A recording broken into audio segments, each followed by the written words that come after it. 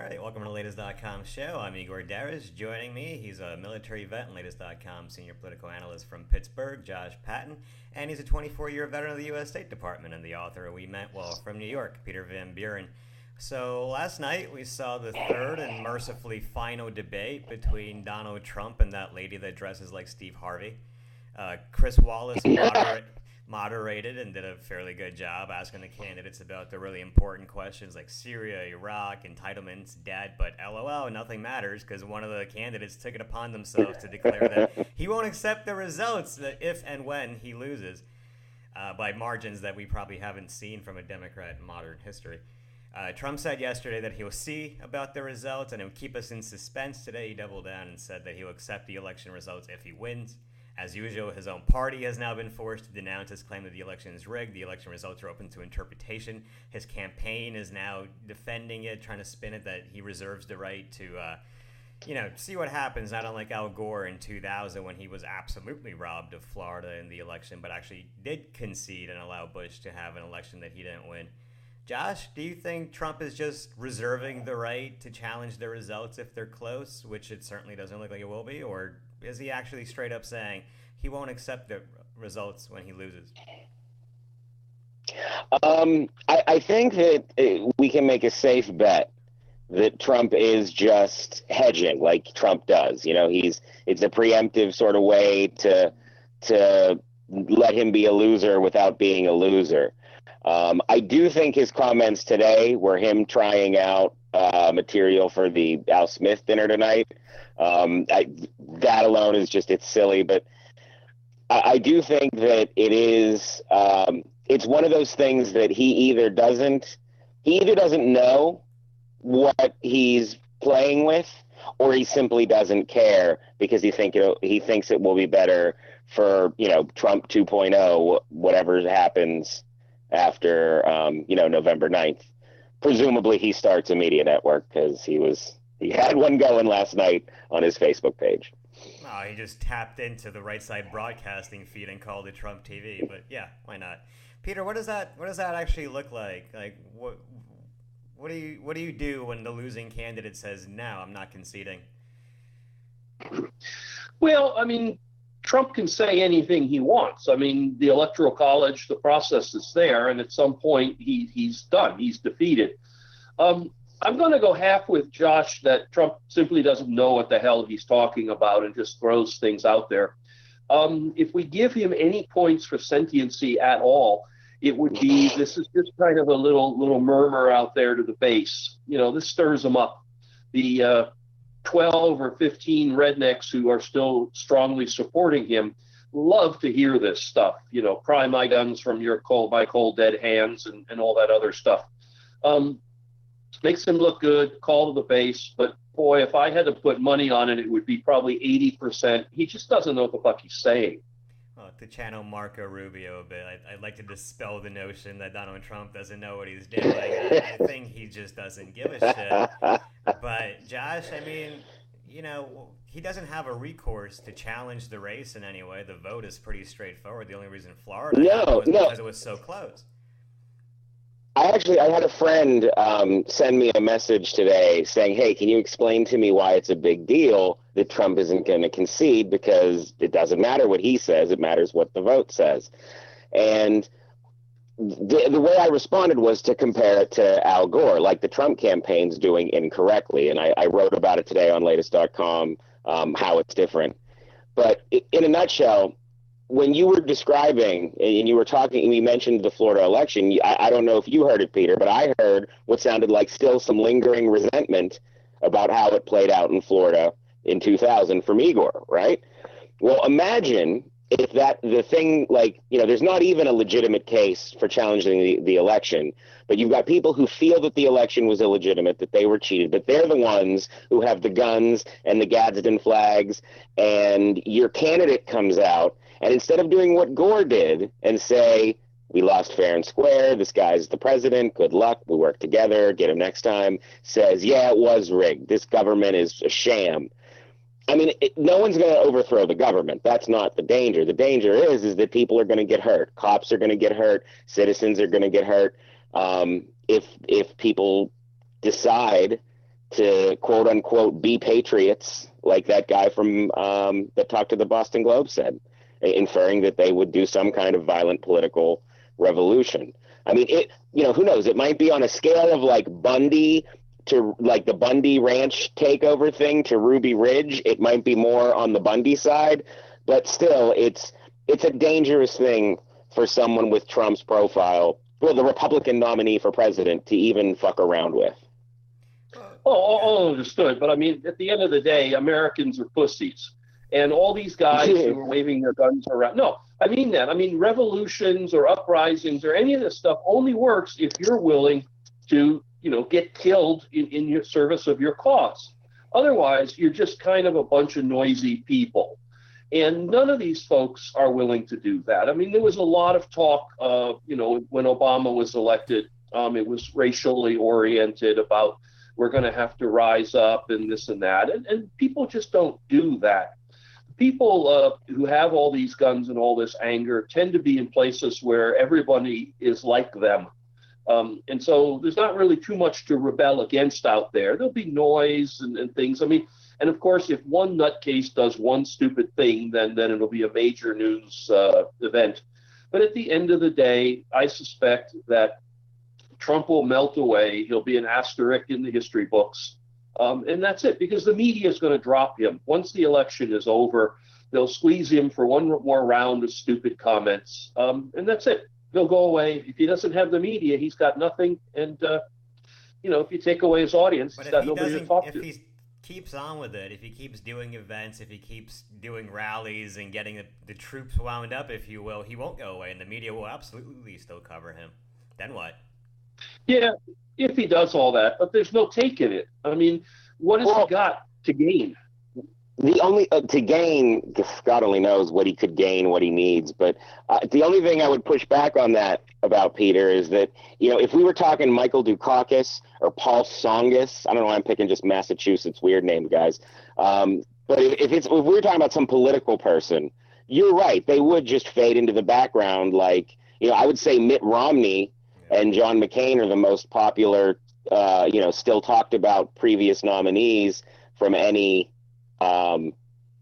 past election, and John Kerry is the fucking Secretary of State.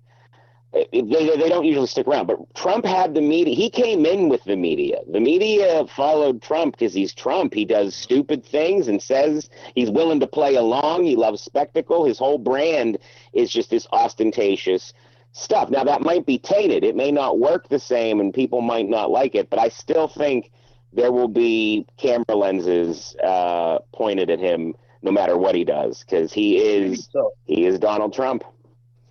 I suspect he'll do some form of a lecture tour or something where he can make money and he'll talk to crowds. But again, he's going to be reduced to the equivalent, even more so, of sort of a circus freak at some point. And then he'll just kind of blend, he'll just go away. There's no money in it for him. At some point, he'll have all the publicity he needs. He's going to turn to whatever he's doing next, his network or whatever. I really think he's just so much of a blowhard. I think you're right. I just don't see I think you're right to downplay the possibility of like an armed insurrection against the government or whatever. But you did bring up the Obama anger, and that in certain ways resulted in what we have now, which is a disastrous problem for our the very existence of our democracy. Even if Trump does concede, now it's going to be that much worse because he just got them all riled up, and he's just going to walk out of the room and leave us all to deal with the 40% of people that are crazy in love with him and are done with this rigged system. What do they do, Josh? What do we do in 2020 when the next reincarnation of white anger comes around? It's funny. It seems like if anyone else but Trump, like someone who was at all capable of managing their sort of, public face and public persona, were running Trump's exact campaign, one has to wonder if he wouldn't be up 10 points right now. The only thing I can think that would address it is if the Republican Party, whatever's left of it after this election, changes their plan, and instead of going from like feeding red meat to the conservative media machine and just being angry, and starts trying to do things like starts being aspirational again, coming up with some kind of idea, some kind of policy initiative that resonates, I mean, people will sort of drift back in line. This is a thing that happens in history. This nativist, angry thing happens when one of the two parties isn't working. I'm thinking of the Know Nothings. I don't know if I'm sure all our viewers know their mid 19th century. They also get rid of those parties and they start new ones. Right. So I think that's what's going to happen. It's going to either the Republican Party is either going to fix itself or it's going to split. And just history suggests that the Trumpist nativist fringe, the angry white sort of base that is attributed to him, is just going to shrink as demographics grow, and if the economy continues to improve. Some people will perhaps be less angry when they recognize that they're not as bad off as they thought they were. I mean, demographically is very important, because I don't know if it'll happen by 2020, but certainly by 2024, white people are going to be a minority in terms of voters, and the Republicans are going to have to do something about that. In addition, traditional Republicans are getting older and older and older, and the younger Republicans seem to be far less focused on these crazy, divisive social issues. A lot of younger Republicans, I think, really could give a crap anymore about, gay marriage. The gun thing is always going to stick around, but the idea that gay marriage and abortion and all these pseudo-Christian stuff, I mean, that's going to be less and less of the Republican base. And if they can't figure out a way to bring some people of color over to the Republican side, they're going to lose every election, through the next century. They've got to either change or wither and die. I agree with you in terms of actually winning power, but I mean, if you look at Europe, for example, the demographics are drastically changing. White people are definitely becoming a minority. It's only making them angrier. The UKIP party, all the far-right parties in Germany and Austria and Hungary, they're more powerful now than ever and a lot more angrier now than ever. And they're not going anywhere. They're a problem. What about a far-right movement here? Yeah, but they've got a parliamentary system that makes room for those people inside of government.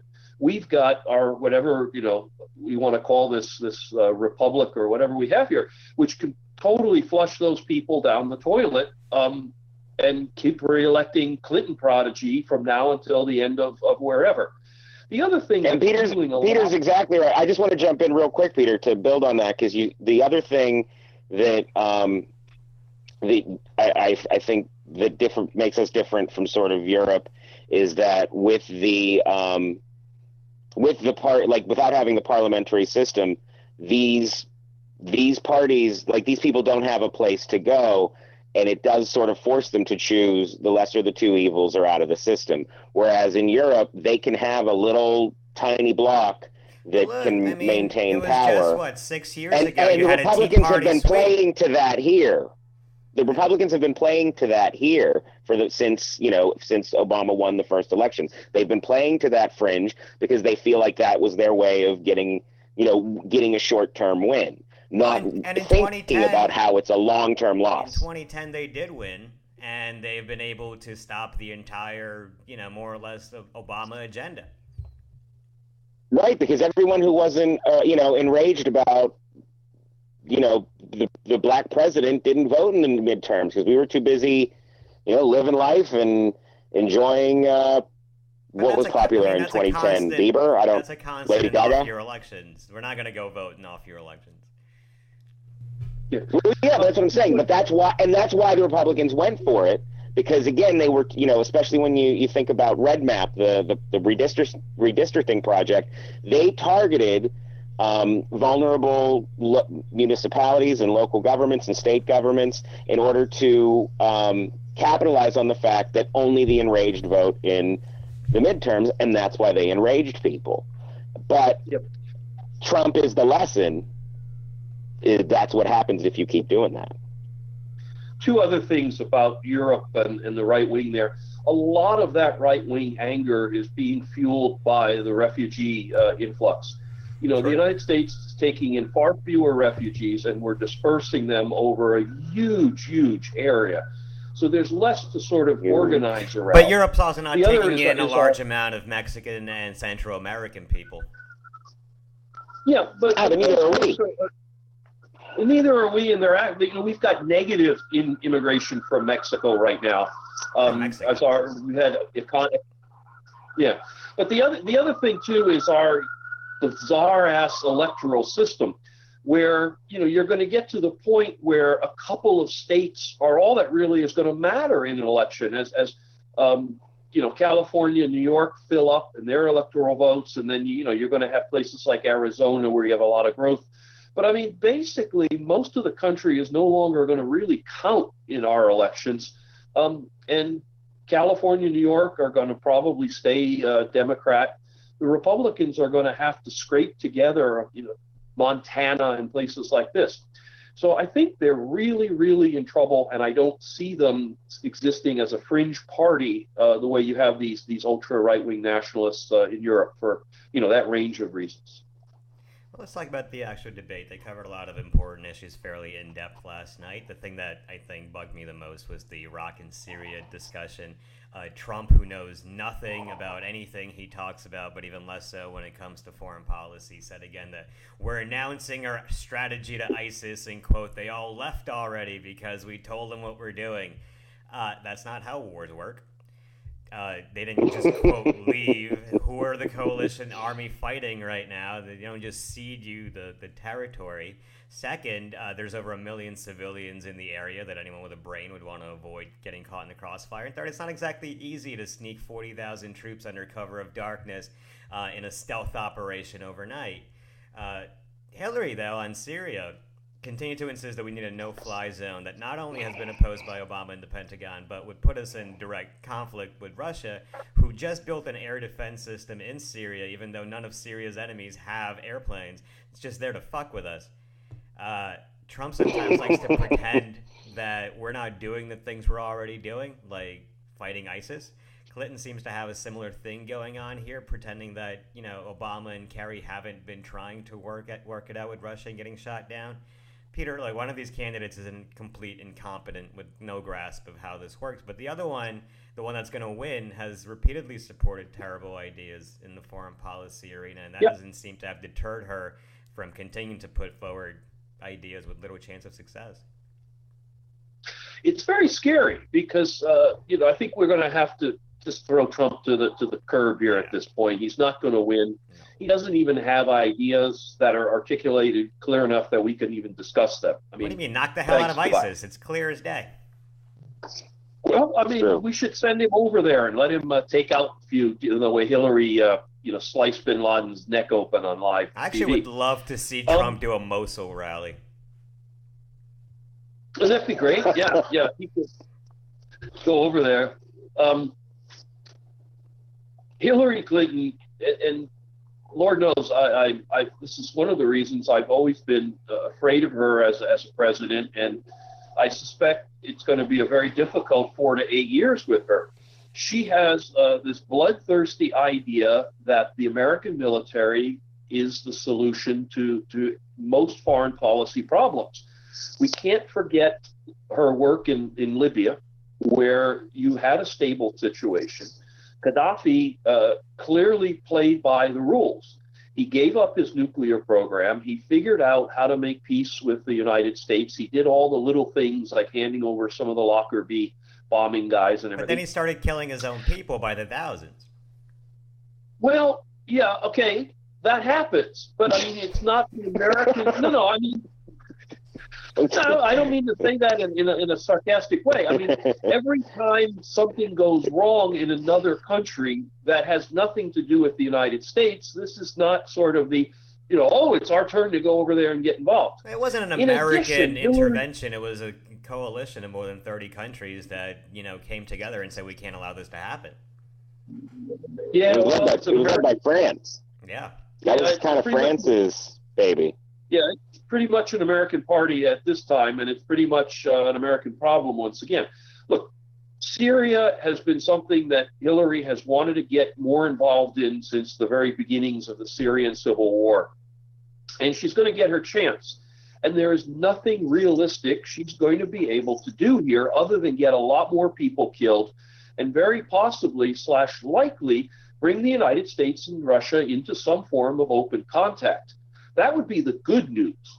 The bad news is that the Syrians today, Syrian government today announced that they're planning to start shooting down Turkish airplanes that are flying strike missions in northern Syria. So you've got this complete, I made a list here. I just want to take a look at it. So right now, you've got in one part of Syria, Turkey, the United States, and whatever the fuck the Free Syrian Army is fighting ISIS. In another part, you've got the United States and the Kurds fighting ISIS. And then in another place, you've got Turkey and elements of the Free Syrian Army fighting the Kurds. Yeah. And then you've got other places where the Kurds are partnered loosely with the Syrian army to fight the Free Syrian Army. Meanwhile, you've got Iranian special forces in there directing, I don't know what. The point is that anything Hillary does affects all of that. Sure. And it's like playing 12 games of chess simultaneously, and she's not Bobby Fischer. So a no-fly zone is going to be open conflict with Russia. They have to challenge it. It's what's going to happen there. It draws in Turkey. It draws in the Kurds. It's a disaster. It's very difficult for the United States as a nation and Americans, even as individuals, to accept that there may not be a solution, and or that whatever the solution is, it may not be a military one, and or that the solution may not involve the United States. You've really got to stop and say, well, what is America's national interest in what's going on over there in Syria? I'm not sure people can really pin it down. Okay, yeah, ISIS is bad. Okay, great. ISIS has been around for a long time. When ISIS goes away, somebody else is going to be there. Bin Laden got killed when? Al-Qaeda is still around.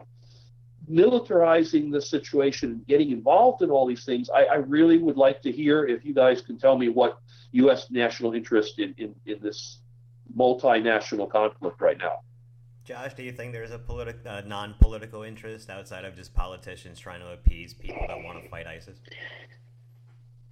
I mean, I genuinely believe that there are some folks who have sort of genuine concerns, both about the state of Syria as a nation and part of the Middle East, and general humanitarian concerns, specifically around Aleppo. Sure. And the refugee crisis. In terms of like what our direct national security interest is, it's really nothing. I mean, it really isn't. But it's kind of, we're already in too deep to extract ourselves. I definitely agree that a no-fly zone would be scary, especially given Clinton's rhetoric on Russia, particularly about WikiLeaks, which I do believe is just pure politics at this point. I don't think, with the exception of the fact that I think Russia, I trust that the intelligence agencies that have said it's Russia know pretty certainly that it's Russia. But I don't know if that's just not normal hackery, because again, China was doing this a couple years ago. Korea has been doing this too, and it's never been that big of a deal until now. It's an election issue. So I think there is some politics at play here. But I don't agree with Peter. Russia has been completely, just non-negotiable on a lot of the Syria issues. Sure. And that's the thing, because Russia is with Assad, and the United States and our allies, such as they are not on his side. But I sort of disagree with Peter's characterization of what we do affecting things. Even if we do everything right, all of those sort of things that you listed there, they can fuck up completely on their own. Just today there was, hold on, I got to look and see where it was because I can't remember near Afrin. It's about 25 miles north of Aleppo. Turkish fighters hit our Kurdish allies with an airstrike. you know? Right. So the coalition that's on the ground, it's not a coalition. And that is the problem, I think, that Peter's right, that we can't fix. The other thing I would say on the politics side, at least when it comes to Syria, and I think this has sort of been the problem with Clinton and how she got branded as a hawk, because, you know, she's never been in control of any military forces. I mean, she recommended as the Secretary of State, and she advised things. But one has to wonder if that's not just her sort of politics, you know, her politicking, you know, correcting the idea that, one, Democrats are weak on defense and she would be even weaker as a woman. I almost wonder if she isn't posturing as a hawk, just to sort of be like, look how tough I am, because that's her political brand. Well, you know, I guess we'll see. I guess we'll see after January 20th. My hope is that, you know, it doesn't go to direct conflict with Russia, because that would be a huge fucking deal. You know, first of all, I agree that some of this is her hawkishness, but that isn't going to go away. She's still going to need to prove over and over again that she is tougher than the rest of them there. Number two is a great article today in the Washington Post talking about how the bureaucracies in Washington, particularly some of the neocon think tanks, are really starting to lick their lips, seeing that they're going to get rid of Obama. Obama has been so strongly against the no-fly and further intervention, and they're getting someone who is open to those new ideas, you know, on one end of the scale, and ready to go to hell in a handbasket on the other end of the scale. But somewhere in there, Hillary is preparing for a much more aggressive, much more interventionist stance in the Middle East, and things are going to give her so many more opportunities to experiment with that. You've got Syria. You've got whatever evolves in Iraq. You've got the United States now in conflict in Yemen. All you need is a spark, and you're going to be involved in Saudi Arabia. You know, there's just going to be so many things that are going to go potentially wrong. I just hate to put this menu in front of Hillary and say, you know, we hope you don't intervene in any of these places. The other problem, of course, is, as you said, once you get in, it's very hard to get out. And she is going to be under extraordinary pressure to keep Iraq militarized, if you will. You know, after what happened in 2011, it wasn't her fault, wasn't Obama's fault. We all know George Bush. Everybody but Donald Trump knows that George Bush is the one who cut the deal. Obama certainly didn't oppose it. But, I mean, she's not, whenever ISIS is mostly chased out, Hillary is not going to recall all those troops. She can't. She'll set herself up for the same arguments. So we're going to be permanently militarizing Iraq, and that won't be a good thing. I can't imagine we're going to get out of Syria, and I just see more trouble coming in Yemen and elsewhere. Josh, at what point do we learn that whenever we try to help people, we tend not to? You know, when you mentioned that Aleppo is a humanitarian crisis, and that's why. But I mean, so was Libya. So was so many of these other places that we went into. We, you know, got rid of their leader, whatever their government was, and it devolved into, I mean, there was not one American success story. Yeah, I don't know. And it's interesting because, you know, Peter is right sort of in how, in characterizing how the sort of hawks in Congress and sort of in the background in the Defense Department have been sort of battling Obama about taking a sort of stronger stance. And which is funny because he's also getting shit from his left for using drones as much as he does. And because of the collateral damage there, he's really in one of those positions where, you know, he can't win. And let's not also forget that, especially in an election year, people are batshit terrified of ISIS climbing out from under their bed and turning their, you know, house into a ground zero mosque. So when you have all that, it sort of becomes impossible to sort of approach a difficult and nuanced situation like this situation in Syria, and then while still juggling the politics on the other side of it. one thing that would be interesting is if this, if whatever the Clinton approach may be, is how Putin particularly, and Assad a little less importantly, react to it. If Hillary does side with the Hawks and does want to, dare Putin to, directly come into conflict with the United States, the question then becomes if he does, if he takes the bait. And I think there's arguments to be made that he wouldn't, but they're just as good as arguments to say that he would. But it's a situation without an easy answer that I think, the politics need to be removed from it, because, we can fuck around with issues we understand when it comes to politics. But when it comes to something like this, it's one of those things where you wish it was sort of the old days where they didn't politicize what happened outside of the campaign trail when dealing with these issues. Keep in mind about Putin, and this goes back to the Cold War, he doesn't have to, if the United States decides to engage in Syria, he doesn't have to respond in Syria. He can respond elsewhere in the world. I don't know, the Ukraine. See, that I don't think he'd do. That, I mean, maybe a cyber thing, but I don't think he would. Because here's the thing.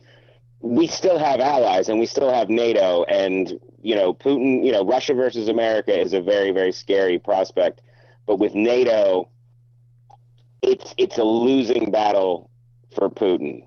I don't see him being that much of a crazy fuck. And in terms of not having to do it in Syria, the problem arises just because, Russia already has its own no-fly zone, and Hillary wants hers. You can't have two competing no-fly zones. Yeah. The point being that when you start talking about superpower conflicts like this, it doesn't have to be limited to the one friction point. Okay, if you don't like Ukraine, pick someplace else. Putin could start a charm offensive with the Iranians. Putin could start covertly arming whatever terrorist group, whatever. I mean, the point being that when you've got these countries with global reach like Russia, you've got to be very careful. I mean, this was, again, the story of the Cold War, where wherever the United States was interested in engaging Russia, they were always terrified that the Russians would move in Berlin. And that is not the game you want to reawaken, but it's the one that a no-fly zone or expanded U.S. military presence in Syria can risk. And vice versa, by the way. Hillary last night accused Trump of being Putin's puppet, to which Trump replied very maturely and apropos of nothing, "No, you're the puppet." Peter, do you think that Trump is an unknowing Putin puppet? Yeah, no, I don't think so. And I was very, very disappointed to hear Hillary say that. This goes right back to cheap McCarthyism. I mean, to name calling, to you still beat your wife, sir. I mean, Trump is not Putin's puppet. Putin does not want to see Trump elected. He's not about to risk, open conflict with the United States over this kind of thing. But for Hillary, and I've got to start talking about her as president of the United States, for the president of the United States to resort to that kind of Red Scare stuff is really quite distressing. We've got these intelligence agencies who have claimed that the Russians have been involved in some kind of hacking, and then boof, what happens is you go from that statement to, well, it must be the Russian government, and if it's the Russian government, then it's got to be Putin, and if it's the information is going to WikiLeaks, then it's got to be the Russians handing it to WikiLeaks, and within a breath, you've created this global conspiracy theory for which there is essentially no evidence of it. I can't help but remember back, was it last Christmas or the one before that, when the North Koreans were being accused of hacking into Sony Motion Pictures files? because and the excuse was then they were trying to stop that awful Seth Rogen movie. And we all ate that stuff up. Well, it wasn't that long ago that the Chinese hacked into the personnel files and stole millions of those. Yeah, we don't hear about any of those things. So I think this has all been blown into a massive conspiracy theory, and it saddens me that Hillary is going to pull this baggage into the White House with her. And it worries me. I mean, Donna Brazile, the woman who's sometimes a commentator on CNN, sometimes a Democratic hack, actually yelled at Megan, whatever her name is, on Fox, and said something like, "Why don't you just go to Russia?" I'm engaged in a Twitter war with someone because I did an interview with RT, the Russian TV channel. And again, I'm being accused of selling out America and all these other things. I don't want, and I think it would be a very bad thing for our country for this stuff to be pulled forward into the White House, where the Clinton machine just labels anyone who's in their way as a Russian stooge or under the control of the Kremlin or what have you. And I worry that may survive the campaign because it's proven to be such an effective tool given the general stupidity of the majority of Americans. I mean, except for our viewers. I understand the McCarthy comparison, but Josh, there's also a unique situation where there is clearly Russian involvement in the hacking. WikiLeaks continues to release entirely anti-Hillary emails and documents. What do you make of the very different, strange situation where it's not completely out of the question that the Russians might be trying to influence some people to, support Trump? Well, it's not completely out of the question that the Russians are willing to influence cucumbers and asparagus. I mean, but there's no evidence of that. I mean, the Russians aren't hacking cucumbers and asparagus; they're hacking the DNC. Wait. So, I mean, but think about again the leaps that you're making in very quick succession here. If in fact it is Russian hackers, which there hasn't been any evidence to suggest that it wasn't. Well, there hasn't been any evidence really to suggest that it was. I mean, that's got some very broad statements. There are very independent, completely unrelated agencies that are saying unequivocally this was absolutely Russian-backed. That goes up very high in the Russian government. First of all, I think the important thing we should note is that Peter, the RT Russian stooge that he is, annexed my answer like it was Crimea. I will say this though, I'm with Peter on this, that I do not like this line of attack that I do believe is just politics from the Clinton campaign. The idea of Trump being a Russian puppet, even the useful idiot thing, that's close enough, I think. That's as far as you would want to go as the campaign, because as Peter pointed out, she will most likely be the president of the United States, and you will have to deal with Russia and Putin once you assume that office. But that being said, I don't think that it's McCarthyism in the way that Peter describes, because I don't feel like Clinton is saying that about everybody who criticizes her or about her opponents. She's saying it to Trump because Trump bites every single time into defending Putin, and he defended Assad last night. He called Assad like a smart leader. What? So I feel like that's part of what because again, her WikiLeaks answer, and if I remember it correctly, Chris Wallace asked about WikiLeaks, specifically the open borders thing. And Hillary Clinton said, as the context shows, that was a sentence about green energy, which is true, but there was just that sentence. So it would have been nice if she explained a little bit, well, what does that have to do, open borders, with energy? Like, that's the question she should have answered. But instead, she's like, well, that was about energy. And let me tell you why WikiLeaks, it's Russia and treason. And Trump immediately pounced on that, like, fuck Putin, I love Putin, he's not my best friend, but wouldn't it be nice if we were together? Like, so it's part of her being able to trick Trump into doing it. I still think it's dangerous and bad. I don't think that's a smart thing to do, but I think that's what it is. I would be surprised to see this harsh anti-Russia rhetoric continue beyond November 8th? If it does, that would be worthy of critique and all of the press questions. I hope so. I guess I'm also turned off and a little unhappy about the hypocrisy that's inherent in all this.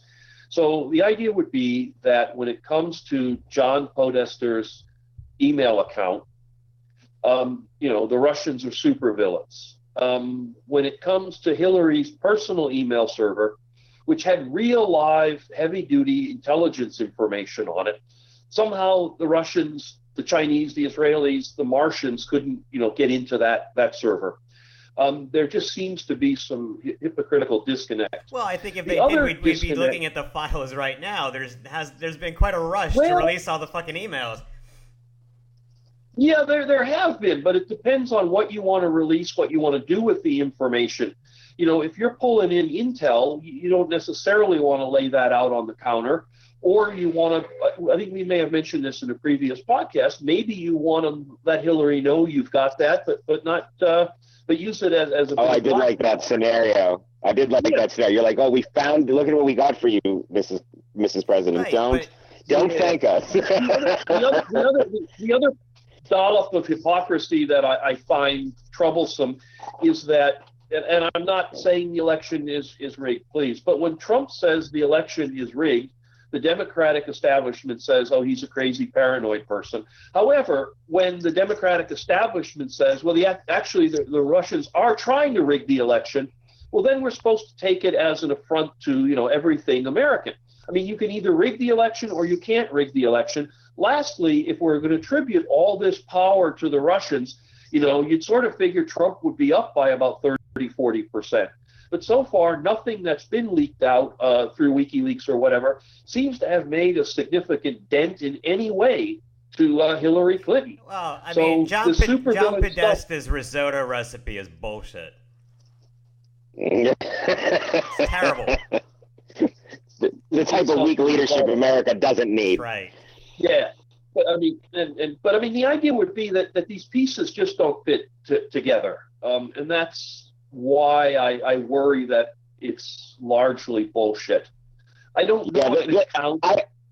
I respect that point of view, especially because when you mix up politics in a campaign with something like Russia poking our weaknesses, trying to get us when we seem to be completely falling apart on a partisan level, I definitely think that fits a sort of narrative that makes sense, that Putin is just trying to fuck with us because we can't even raise the debt ceiling without making it a huge fucking deal anymore. And then you've got Trump running. So I would still be like, yeah, let's see if we can pull this off. That would be a thing that makes sense. However, making it some sort of like grand conspiracy to rig the election one way or the other is just, it's silly, and it confuses a very serious issue, something we should be concerned about. By making it part of the reality show. The last thing to point out, when everyone's talking about, well, this is an act of war and blah, blah, blah, all the rhetoric, we already know from Edward Snowden with documents, never mind, secret, well, we know the Russians are involved, but we can't tell you how. We already know that the NSA is into everybody's shit all over the world. And if Russian hackers going into John Podesta's emails is an act of war, what the hell is the NSA stuff going to be called? So I just find this whole thing just a very distressing line of action, if you will. And it distresses me that Hillary doesn't just stay out of it and leave it off to the side. If surrogates want to call people names or something, that's not good. But she is now effectively the president of the United States, and it's goddamn time she started acting like it. That, oh, they go low, we go high. I certainly didn't see a lot of that from her last night. Is there anything else? She loves that quote, doesn't she? Yeah. She loves it. God, I wish we could vote for Michelle Obama. I wish we could vote for anyone but these two. Is there anything else from the debate last night you guys want to touch on before we move on?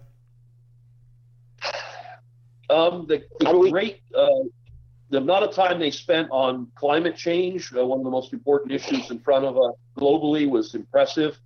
the way that America's 15-plus year war in Afghanistan is going. I think that was a great interchange, the way they covered that. How whoever's elected president is going to work with recalcitrant Congress, that was also very good. The emphasis on the crisis of justice we have in the United States, where militarized police appear to be unjustly targeting young black men. The poverty in the United States, where 1 out of 5 American children is food deficient. I'm just glad all those important issues got as much time last night in the debate as they deserve. But Peter, they didn't talk about those things. Oh no!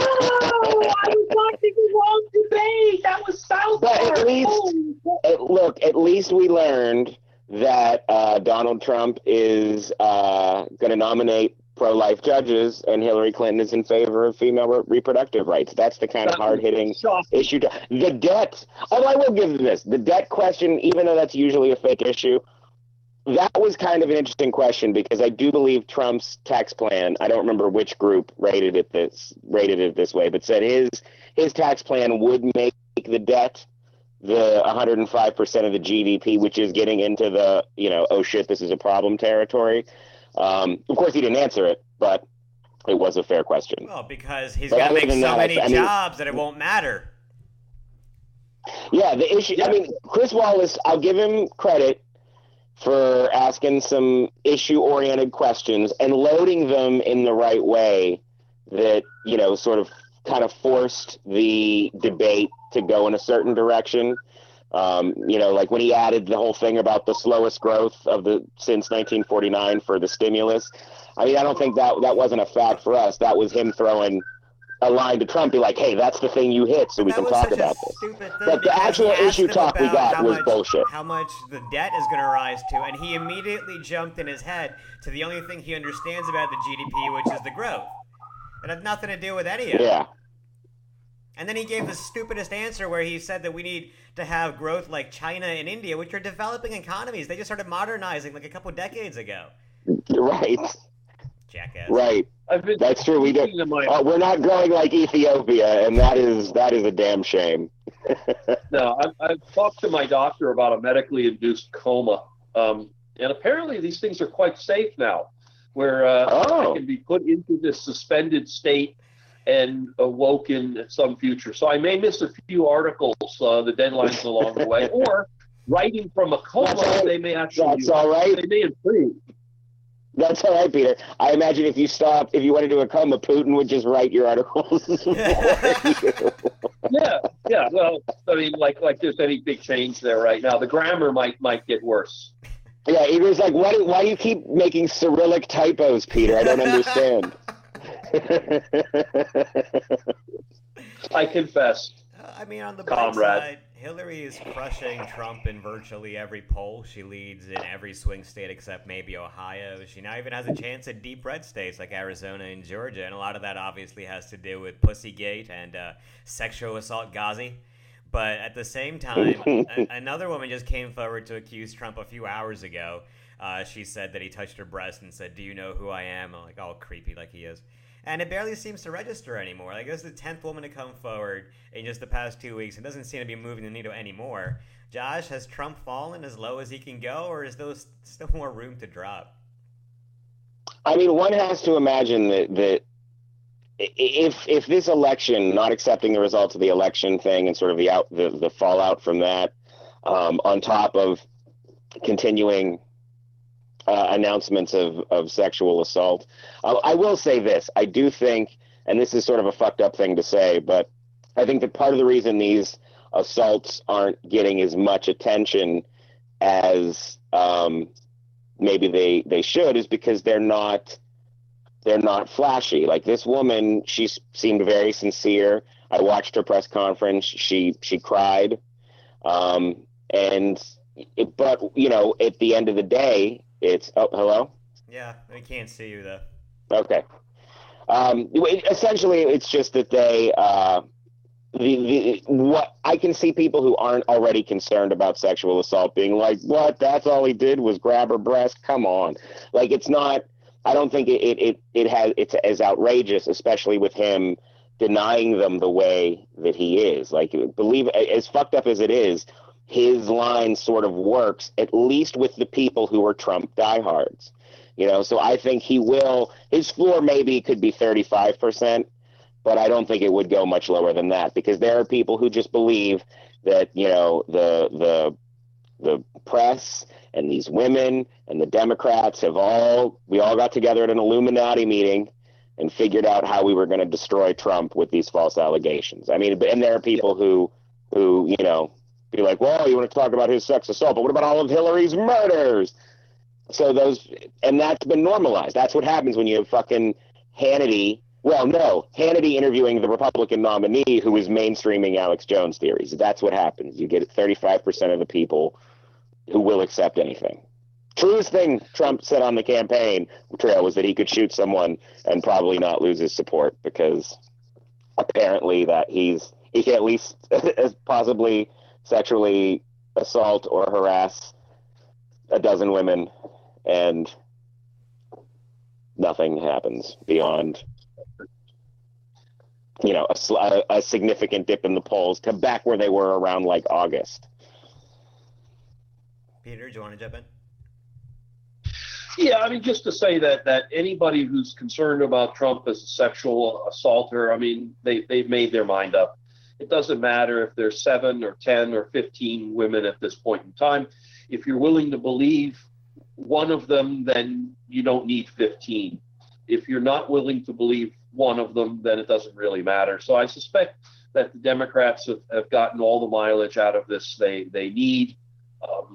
And it's again, kind of the other thing, of course, is that everyone gets so bored with all these things so quickly. Yeah.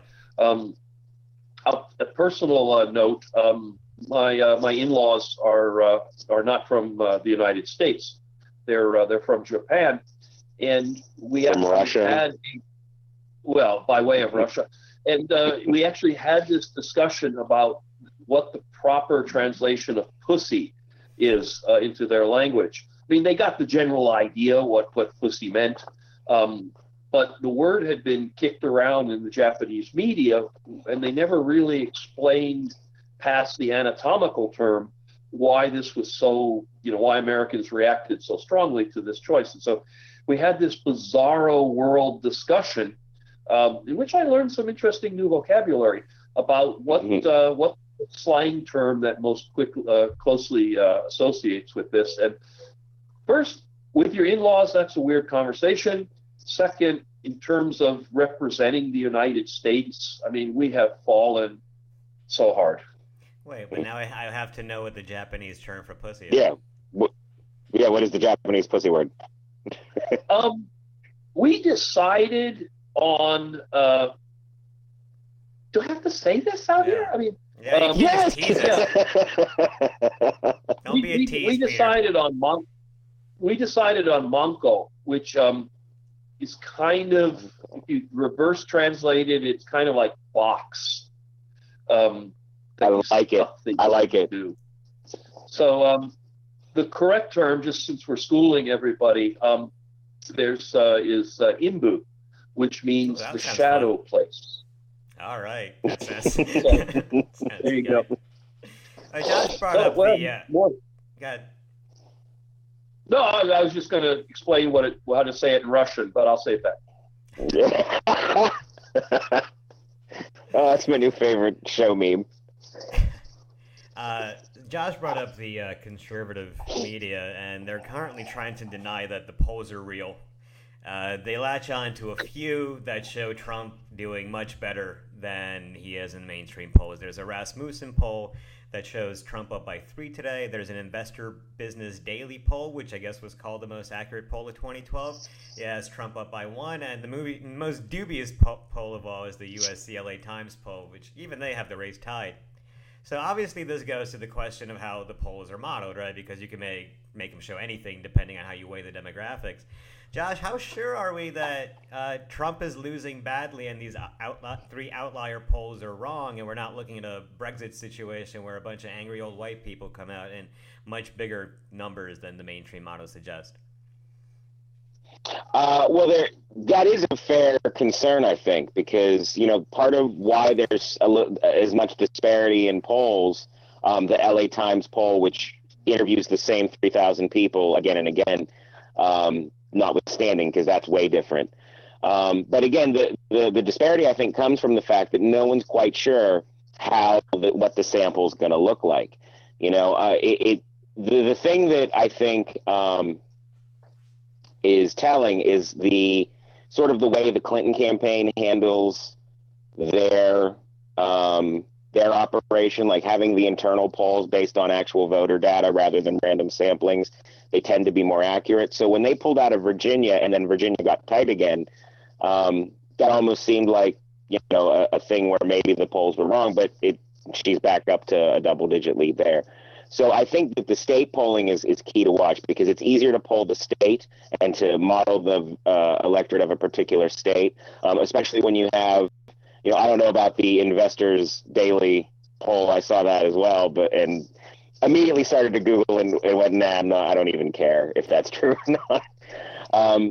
But I think that like a lot of the really reputable poll companies, like the Salzer and Company, and then you take the averages, I think we have a very clear picture of what the race looks like. I mean, I would argue that this might be the most polled election in history. I don't know the answer to that, and even how you'd find out. But and more data is always better. But the real question will be if Trump makes good on his promise to bring new voters into the process. Now, he did that in the primary, but the process he was bringing new people into was the primary process. The voters that he won in the primary were reliable general election voters.